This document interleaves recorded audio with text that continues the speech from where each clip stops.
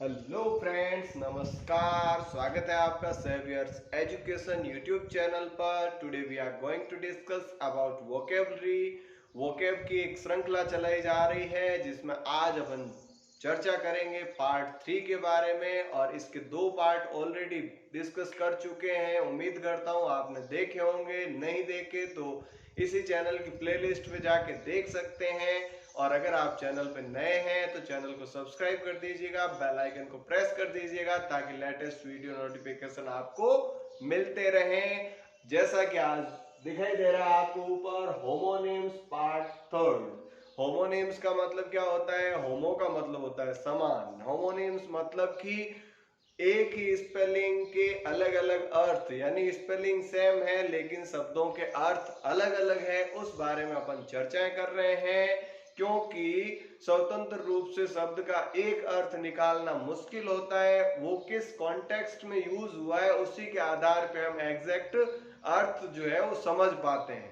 तो इसी के साथ शुरू करते हैं वीडियो को आज के अपने पहले वर्ड की तरफ, और पहला शब्द है फिट। अब फिट का मतलब क्या होता है आपको पता ही है। अपने आप को फिट रखना मतलब क्या है? स्वस्थ रखना। तो फिट का एक मतलब तो स्वस्थ ही हो गया। इसके अलावा देखो, he is not fit for this post। अब fit for the post, fit का मतलब यहाँ क्या है? योग्य होना। ठीक है, योग्य होना। he is not fit for this post, इस पोस्ट के लिए वो योग्य नहीं है। अगला देखो, she fell into a fit। अब यहाँ फिट का मतलब यानी उसको फिट आ गई, यानी मूर्छा आना। मूर्छा, ठीक है, मूर्छित हो जाना, उसको अपन कहेंगे फिट। जैसे मिर्गी आती है ना, मिर्गी का दौरा पड़ना, उसको अपन कहते हैं फिट। ठीक है। इसके अलावा देखो अगला वर्ड है अपने पास फिक्स। अब फिक्स का मतलब क्या होता है? एक तो फिक्स का मतलब हो गया परमानेंट यानी स्थायी। इसके अलावा फिक्स का क्या अर्थ हो सकता है? देखिए, I am in a fix. अब फिक्स का मतलब यहाँ क्या है? उलझन, कंफ्यूज। तो मैं फिक्स में हूं, यानी कि मैं उलझन में हूं। तो यहाँ I am in a fix, तो यहाँ फिक्स का मतलब हो गया उलझन। अगला देखो, fix it on the wall, दीवार पर लगा दो। तो यहाँ फिक्स का मतलब क्या है? लगाना। भाई उस चीज को जो है दीवार पे टांग दो, दीवार पे लगा दो। तो यहाँ फिक्स का मतलब हो गया लगाना या टांगना। Is it clear?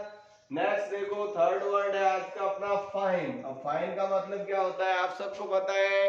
जब भी कोई आपसे पूछता है how are you, I am fine thank you, यही आपका आंसर होता है ना। भाई जब भी आपको कोई क्वेश्चन करता है हाउ आर यू, तो आप क्या जवाब देते हो? आई एम फाइन थैंक यू। तो आई एम फाइन, फाइन का मतलब क्या है यहाँ? यानी कि ठीक हूं, अच्छा हूं। ठीक या अच्छा। इसके अलावा देखो, he had to pay fine of ₹500। तो यहाँ फाइन का मतलब क्या है? उसको 500 रुपए फाइन देना पड़ा। तो फाइन का मतलब क्या है? जुर्माना। तो फाइन का दूसरा मतलब क्या हो जाएगा? जुर्माना। उसको 500 रुपए का जुर्माना देना पड़ा। तो फाइन मीन्स जुर्माना। नेक्स्ट देखो, फर्म।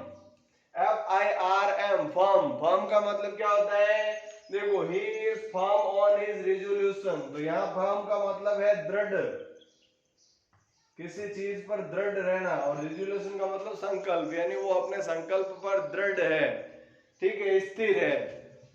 इसके अलावा देखो, he is the owner of this firm. अब यहाँ फर्म का मतलब क्या है? कि भाई वो उस फर्म का ओनर है। तो यहाँ फर्म का मतलब क्या हो गया? दुकान या एजेंसी जो है उसको अपन कहते हैं फर्म। ठीक है, कि भाई उस फर्म का वो ओनर या प्रोपराइटर है। तो वहां फर्म जो है वो एक संस्था के रूप में जो है काम करने की एंटरप्राइजेस या दुकान भी उसको कहा जा सकता है। नेक्स्ट देखो, अगला वर्ड है अपना फ्लाई। अब फ्लाई का मतलब क्या होता है? आप सबको पता है, उड़ना, यानी कि birds fly in the sky, यानी बर्ड्स आसमान में उड़ते हैं। एक तो हो गया फ्लाई मीन्स उड़ना। अगला देखो, इट इज अ फ्लाई, ये एक फ्लाई है। यहाँ फ्लाई का मतलब क्या है? मक्खी। ये एक मक्खी है, फ्लाई है। ठीक है। इसके बाद देखो अगला वर्ड है अपना ग्राउंड, और ग्राउंड का मतलब आप सबको पता ही है, ग्राउंड क्या है, जमीन। जमीन को क्या कहते हैं, ग्राउंड। लेकिन और भी क्या अर्थ हो सकता है इसका, he plays football in the ground, यानी वो ग्राउंड में फुटबॉल खेल रहा है। तो यहाँ ग्राउंड का मतलब हो गया मैदान। कहाँ खेल रहा है, मैदान में, ग्राउंड में। नेक्स्ट देखो, he was given help on the ground of poverty। ground of poverty का मतलब गरीबी के आधार पर, बेस पर। तो यहाँ ग्राउंड का मतलब क्या हो गया, आधार, यानी उसको जो है मदद किस आधार पे मिली, किस ग्राउंड पे मिली, तो वो गरीबी के आधार पर। Is it clear. तो ये आपका ग्राउंड का मीनिंग हो गया। अब नेक्स्ट देखिए हैंड। अब हैंड का मतलब क्या होता है, हाथ होता है, सबको पता है। लेकिन क्या हैंड का कोई और भी अर्थ हो सकता है, जैसे कहते हैं रेज योर हैंड, अपना हाथ खड़ा करो। तो हाथ के अलावा क्या हो सकता है, a man has two hands, यानी इंसान के दो हाथ होते हैं। तो यहाँ हैंड्स का मतलब क्या हो गया, हाथ। इसके अलावा देखो, each watch has a minute hand. Each watch has a minute hand, यानी प्रत्येक घड़ी में मिनट वाली सुई होती है। तो यहाँ हैंड का मतलब क्या हो गया, सुई। भाई जो टाइम दिखाने के लिए जो मिनट वाली सुई 1 घंटे की होती है, 1 मिनट की होती है। सेकेंड्स वाली तो कुछ में और कुछ में नहीं भी हो, लेकिन मिनट की तो सब में होती है। तो प्रत्येक घड़ी में मिनट वाली सुई होती है। तो हैंड का मतलब क्या हो जाएगा, सुई। नेक्स्ट देखो, how many hands are required for the office. Office के लिए कितने, अब यहाँ क्या है, हैंड्स की जरूरत है। तो यहाँ हैंड्स का मतलब क्या हो जाएगा, कर्मचारी, यानी कितने लोगों की आवश्यकता है, मैन पावर कितना चाहिए, तो उसके लिए भी वर्ड यूज हो जाएगा हैंड्स। Is it clear. तो उम्मीद करता हूं हैंड वर्ड से रिलेटेड आपकी क्वेरी सेटिस्फाई हुई होगी। अब नेक्स्ट है अपना इंटरेस्ट। इंटरेस्ट का तो सबको पता ही है कि भाई मुझे इसमें इंटरेस्ट है, ठीक है। तो इंटरेस्ट का मतलब क्या होता है, रुचि होना। देखो, what is the rate of interest. अब देखो पहले क्या है, रेट ऑफ इंटरेस्ट क्या है। अब रेट ऑफ इंटरेस्ट का मतलब क्या है कि भाई यहाँ रेट का मतलब क्या हो गया, दर। इंटरेस्ट का मतलब यहाँ क्या होगा, ब्याज। भी रेट ऑफ इंटरेस्ट मतलब ब्याज की दर क्या है। तो रुपए के ऊपर जो ब्याज लगता है उसको अपन कहते हैं इंटरेस्ट। इसके अलावा देखो, I am interested in reading books. तो यहाँ इंटरेस्टेड का मतलब क्या होता है, वही जो आप सोच रहे हो, रुचि होना। तो इंटरेस्टेड मीन्स रुचि होना, ठीक है। तो अब देखो नेक्स्ट वर्ड अपन चलते हैं, आज का अंतिम वर्ड है इश्यू। अब इश्यू का मतलब क्या होता है, जानते हैं ना, चलो देख लेते हैं।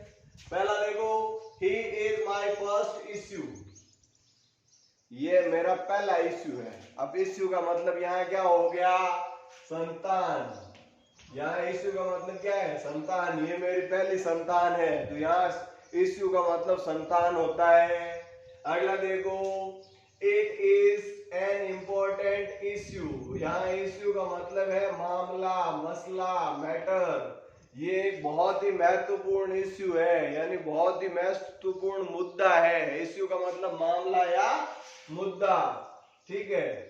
इसके अलावा इश्यू का क्या अर्थ हो सकता है, who will issue the notice. यहाँ इश्यू का मतलब होता है जारी करना। भाई नोटिस जारी कौन करेगा, तो इश्यू यानी जारी करना, कोई भी चीज इश्यू करना। कहते हैं ना, बुक इश्यू करवा ली, मैंने लाइब्रेरी से बुक इश्यू करवा ली, यानी जारी करवा ली।